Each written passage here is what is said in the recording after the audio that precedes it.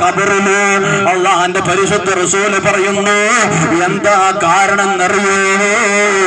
ആ പൊന്നുമോനുണ്ടല്ലോ, ആ പൊന്നു സഹാബി ഉണ്ടല്ലോ, എല്ലാ ദിവസവും ഒരു പേജ് പോലും ഖുർആൻ ഓതാതെ ഒരൊറ്റ ദിവസം പോലെ കടന്നു പോയിട്ടില്ല. ഒരു പേജ് ഖുർആൻ ഓതാതെ ഒരു ദിവസം പോലും നഷ്ടപ്പെടുത്തിയിട്ടില്ല. അതുകൊണ്ട് ആ മനുഷ്യന്റെ ഖബർ അവിടെ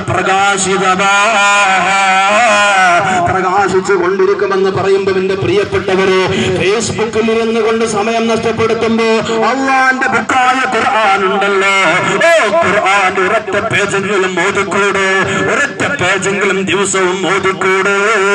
സുബ്ഹി നമസ്കാരം കഴിഞ്ഞിട്ട് ആ മുസ്ഹഫ് എടുത്തുകൊണ്ട് ഒരു പേജ് കൂടുതൽ ഞാൻ പറയുന്നില്ല, ഒരു ജുസ് ഓതണമെന്ന് പറയുന്നില്ല, ഖതം തീർക്കണമെന്ന് പറയുന്നില്ല, ഒരൊറ്റ പേജ് ഓതിയാൽ ഖബർ പ്രകാശപൂരിതമാണ്. അതുകൊണ്ട് നമ്മളെ മാറ്റത്തിന്റെ അലയലുകൾ സൃഷ്ടിച്ചുകൊണ്ട് മുന്നോട്ട് കുതിക്കുക. ഒരുപാട് കാര്യങ്ങൾ പറയാനുണ്ട്.